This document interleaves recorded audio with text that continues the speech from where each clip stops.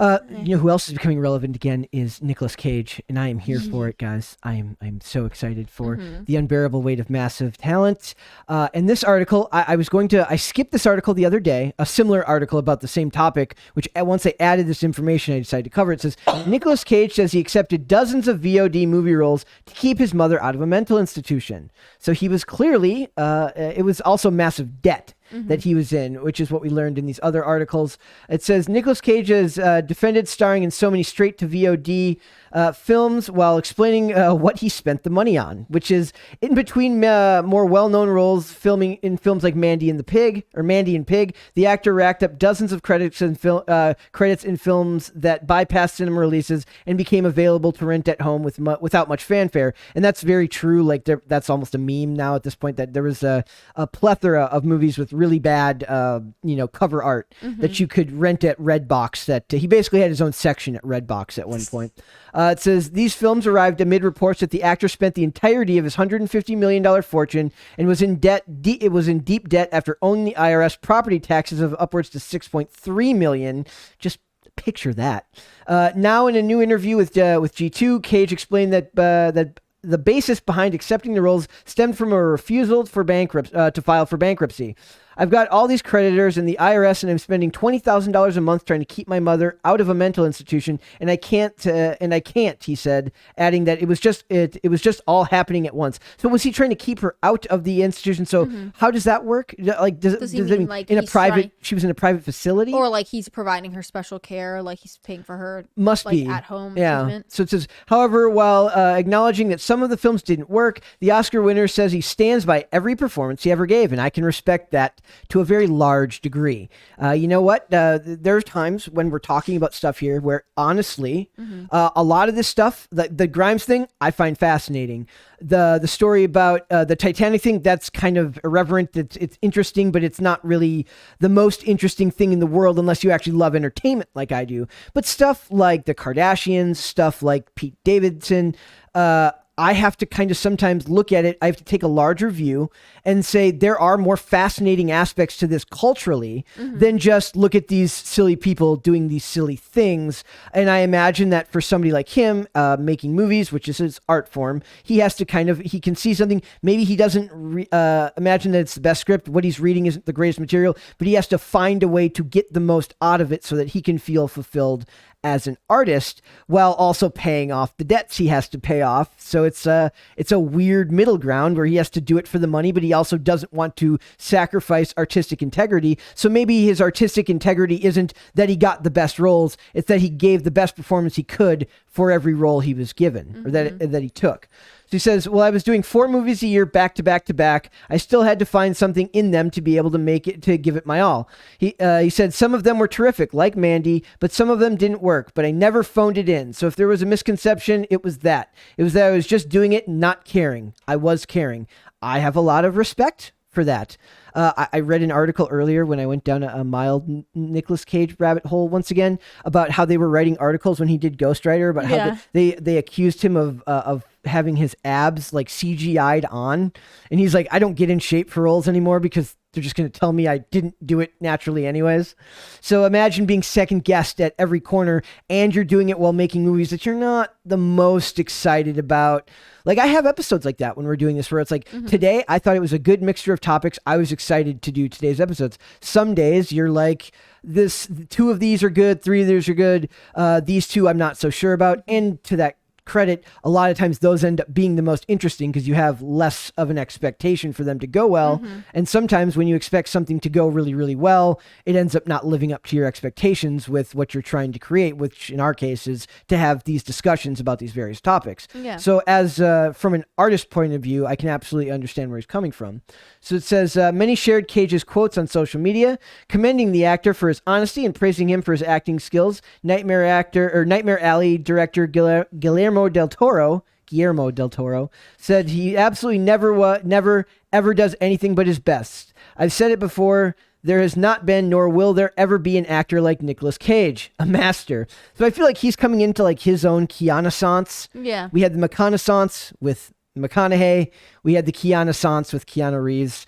We're ready for the, I guess it would be called the Cage-sance. but that doesn't really have the greatest ring to it. The Nick-assance, that could work. I have no idea. But there's so many Nicks out there. There's a lot of Nicks out there. So I guess the Cage-assance it is. So I can't imagine what it must have been like, Maybe especially you call given it the Golden Cage instead of like the Gilded Age. I like it. Oh, like that's it. smart. I like it. It says the same interview, Cage also suggested that Disney, who distributed the National Treasure films, turned its back on Cage following the flop of his film The Sorcerer's Apprentice and Ghost Rider Spirit of Vengeance. I only saw the first one. I watched the second one. Was it any good? I'm going to take that as a no. It's watchable. Okay. Well, sometimes that's all you can get out of things like It's that, watchable. so. Like the scenes with the kid, he's supposed to be Satan's offspring. He tried. He did his best. He tried. With the materials given. And the National Treasure movies are, of course, cult hits. Cultural. Would you say they are national treasures? They are they are absolutely national treasures. And in my personal opinion, Gone in 60 Seconds is a fantastic movie. It's a fun. And then of course there's 8mm. There's Snake Eyes. There's Face Off. There's Con Air. There's all sorts of Nicolas Cage movies that are incredible. I just have the ones off the top of my head that I watch. Like I'll watch Face Off once every couple of years. I'll watch something. Yeah, but when it comes to Super bad also.